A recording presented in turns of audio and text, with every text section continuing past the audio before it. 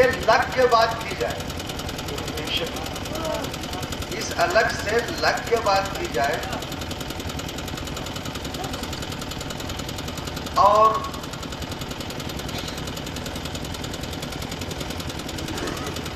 اس conference کی جو غوثیت مآب حضور مخدوم سمنانی محبوب یزدانی سلطان سید اشرف جہانگیر سمنانی رضی اللہ تعالی عنہ کے نام سے معلوم ہے، اسی عنوان کے تحت انشاءاللہ ان کی شان غوثیت کا بھی مظاہرہ ہوگا۔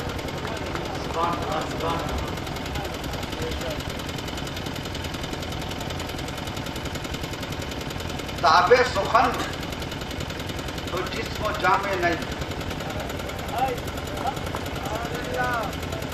مسلسل بیماریوں نے، مسلسل ڈائریا کے اٹیک نے بے حال کر رکھا ہے،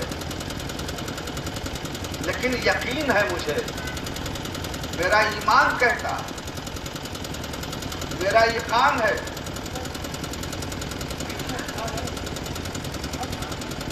کتاب چاہے وہ تاب سخن ہو، چاہے وہ تاب گویائی ہو، چاہے وہ تاب خطابت ہو، چاہے وہ تاب صحت ہو، چاہے وہ تاب توانائی ہو، چاہے تب و تاب ہو،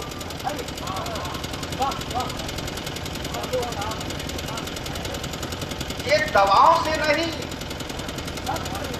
اصلاً دواؤں سے نہیں، انرجائز یا الیکٹرال سے نہیں، میڈیسن سے نہیں، اصل تاب تو جہاں تاب سے ملتی ہے۔ کیا بات ہے! جس نے عالم کو تابندگی بخشی، جس نے عالم کو تابندہ کیا، جس کے نور کا صدقہ شمس، جس کے نور کا صدقہ چاند، ستارے، کائنات کا حسن و جمال، جب وہ تاب دینے پر آئے گا،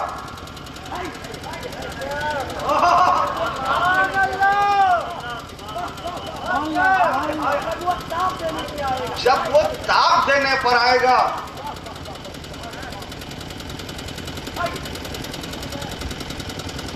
تو بندہ گنہگار، بندہ عاجز، بندہ مجبور بھی جہاں تاب ہو جائے گا۔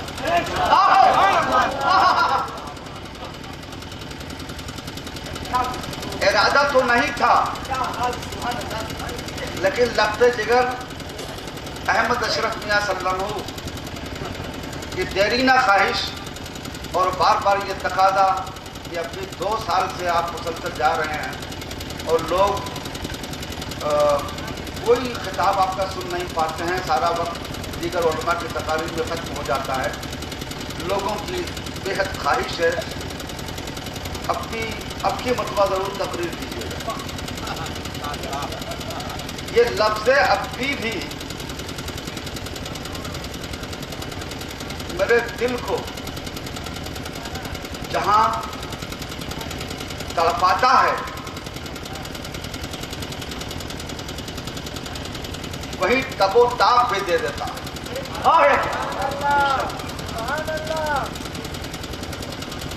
پورے خانوادہ اشرفیہ میں لفظ جگر اعظم میاں صلی اللہ علیہ وسلم، اعظم میاں علیہ الرحمہ، آج کی زبان پر صلی اللہ علیہ وسلم ہی نکلتا ہے، اور صلی اللہ علیہ وسلم ہی یقیناً حق بھی ہے۔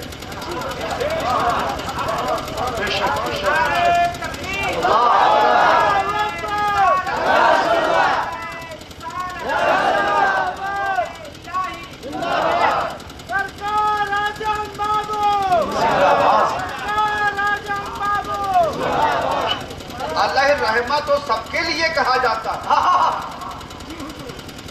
रहमतुल्लाह अलैह तो सबके लिए कहा जाता है, लेकिन सल्लमहु सबको नहीं कहा जाता। सल्लमहु का मतलब अल्लाह उसे सलामत रखे। क्या बात। मेरा बेटा ऐसा सल्लमहु था जिसे रब ने यहाँ भी सलामत रखा है और अपने यहाँ भी सलामत रखा है।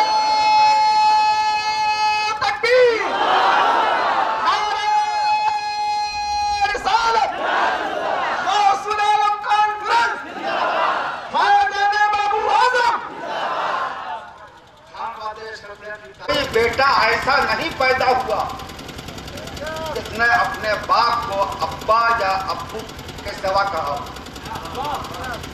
या तो अब्बा कहा है या तो अब्बू कहा गया है, और आज भी ये सिलसिला जारी है। मेरा बेटा पहला वो बेटा था जिसने लफ्ज अरबी जुबान में लफ्ज अबी बाप के लिए बोला जाता है, और लफ्ज अबी का मतलब मेरे वालिद। मेरे वालिद, मेरे बेटे ने सबसे पहले जब उसने जुबान खोली तो लफ्ज अबी का, अल्लाह अल्लाह, और वही लफ्ज अबी मेरे सारे बच्चों की जुबान पर है। तो जब इन्होंने कहा उनकी और मेरी अमानतों के वारिस अहमद अशरफ सल्लल्लाहु ने जब ये कहा कि अभी लोगों का बेहद इसरार है, तो मुझे एक तरफ इनकी ख्वाहिश, लोगों की तमन्नाएं, और दूसरी तरफ मेरे बेटे का प्यार, इन्होंने मुझे महमीज किया, मुझे माइल किया कि जिस हाल में भी हो उसका जिक्र करो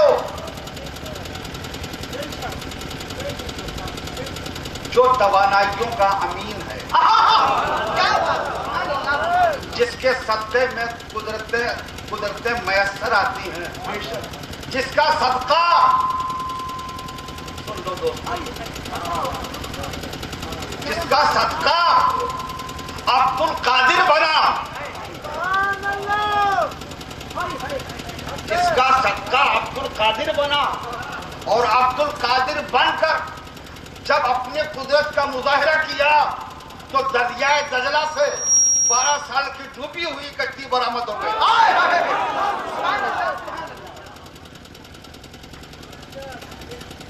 तो जिसका सदका ऐसी तमन्नाइयों का हामिल हो, ऐसी अजमतों का हामिल हो, ऐसी कुदरतों का मुजाहिरा करता हो, उसका सदका यकीनन इंशाअल्लाह इस गुनहगार को भी सेहत कामिला अता करे। अल्लाहुम्मा सल्ली अला मौलाना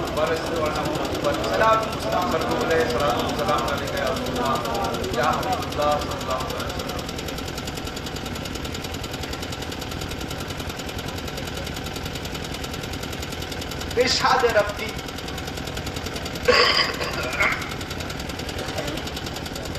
पर तवज्जो है। अल्लाह रब्बुल इज्जत कितने प्यारे अंदाज से अपने महबूब को खिताब फरमा रहा है।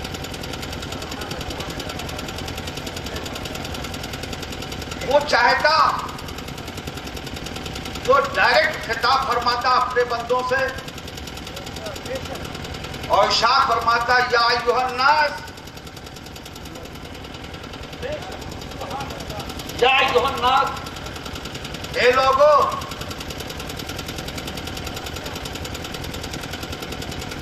मेरे नबी की मेहनत शाफ्ता के बदले में तुम मेरे नबी को कुछ मत दो, मेरे नबी को कुछ मत पेश करो, मेरे महबूब को कुछ मत पेश करो, बल्कि मेरे नबी की आल से मोहब्बत करो। बात आले नबी की मोहब्बत की है, बात आले नबी की मोहब्बत की है। अल्लाह रब्बुल इज्जत खुद आले नबी को कितना प्यार फरमा रहा है, आले नबी की मोहब्बत बारगाह खुदाबंदी में किस कदर मकबूल और कबूलियत के दर्जे पर है। کہ رب قدیر نے اپنے کلام مبین میں دنیا کی ہدایت اور رہنمائی کے ساتھ اپنے حبیب کی آل کی محبت کو لازم قرار دیا. ہائے ہائے، تمہاری ہدایت، تمہاری رہنمائی کے لیے نازل ہونے والا قرآن تمہیں ہدایت یافتہ ضرور کر دے گا، تمہیں اسلام والا ضرور بنا دے گا، امن و سلامتی کا پیغام دینے والا ضرور بنا دے گا. لیکن امن و سلامتی کا پیغام دینا اور ہے، ہدایت اور رہنمائی پر خطابت کے جوہر لٹانا اور ہے، اور میرے حبیب کی آل کی محبت اور اللہم صلی علی سیدنا مولانا صلی علیہ السلام علیہ. یہی وجہ تھی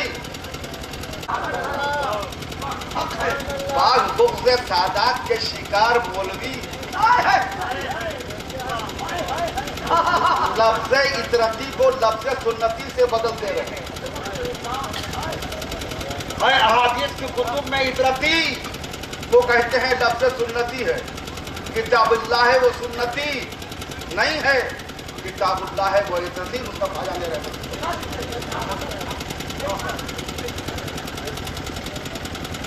اگر لفظ سنتی ہوتا تو ابد ہو جاتا. اس لیے کہ اللہ کی کتاب کو مصطفیٰ جان رحمت نے اپنی امت کے حوالے کیا تو مصطفیٰ جان رحمت نے اپنی سنت کے مظاہرے کے لیے اپنے صحابہ کو چھوڑا.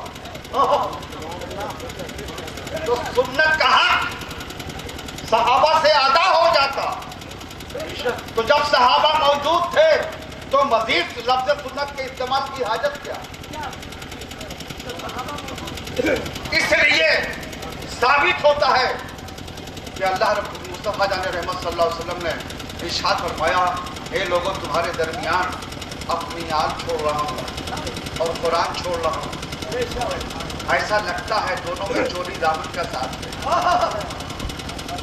مصطفیٰ جان رحمت بس زبان دیگر ارشاد فرما رہے ہیں دونوں کو ساتھ میں چھوڑ رہا ہوں، ساتھ میں چھوڑ رہا ہوں. اور یہ ساتھ کا مطلب دونوں ساتھ ہیں، دونوں ساتھ ہیں. کتاب اللہ کو سمجھنا ہوگا تو میری آل کو دیکھ لینا. کتاب اللہ کیا ہے یہ میری آل بتا دے گی، قرآن کیا ہے یہ میری آل بتائے گی، ہدایت کیا ہے میری آل بتائے گی، رہنمائی کیا ہے میری آل بتائے گی، شریعت کیا ہے میری آل بتائے گی، طریقت کیا ہے میری آل بتائے گی، معرفت کیا ہے میری آل بتائے گی، حقیقت کیا ہے میری آل بتائے گی. اور یہی نہیں، شہادت کیا ہے یہ بھی میری آل بتا دے گی.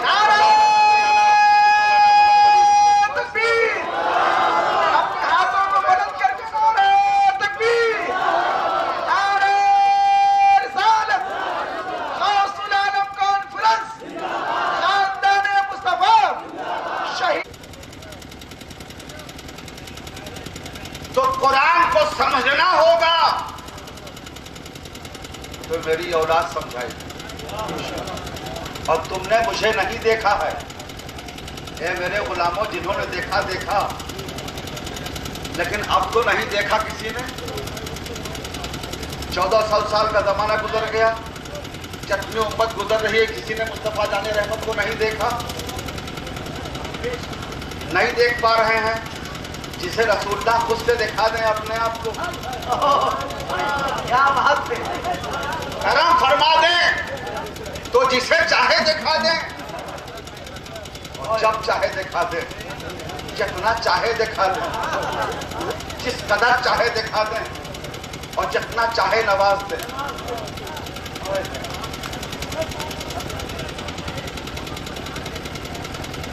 حضرت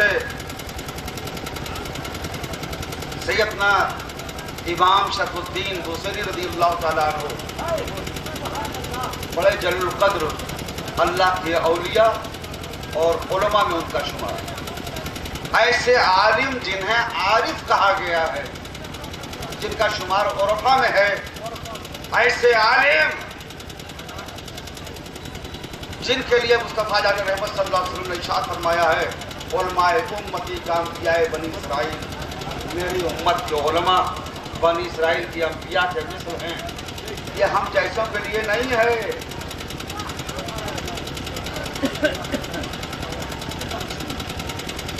شان رسالت کا مظہر کوئی گنہگار نہیں ہو سکتا۔ شان رسالت کا مظہر اگر کوئی ہوگا تو غوث الاعظم ہوگا۔ شان رسالت کا مظہر نائب رسالت کا منصبدار اگر کوئی ہوگا تو غریب نواز کہلائے گا۔ شان رسالت کی اگر جھلک دیکھنی ہے تو مخدوم اشرف جہانگیر سمنانی کو دیکھنا ہوگا، محبوب الہی کو دیکھنا ہوگا، خواجہ قطب الدین بختیار کاکی کو دیکھنا ہوگا، بابا فرید الدین گنجے شکر کو دیکھنا ہوگا۔ تو وہ عطا جب مائل با کرم ہوتی ہے، شان عطا جب مائل با کرم ہوتی ہے، جب کسی کو نوازنا چاہتی ہے، تو حضرت امام بوصیری رضی اللہ تعالیٰ عنہ کی یاد آ گئی، ضمناً بیان کر دیتا ہوں۔ بہت صاحب کمال عالم موارد تھے، مفلوج ہو گیا بدن اتفاقاً، فالج کا حملہ ہوا اور پورا جسم مفلوج۔ فالج کا مریض کیسا ہوتا ہے آپ کو بتانے کی کوئی ضرورت نہیں کہ جب زبردست اٹیک ہوتا ہے تو مریض کی کیا کنڈیشن ہوتی ہے۔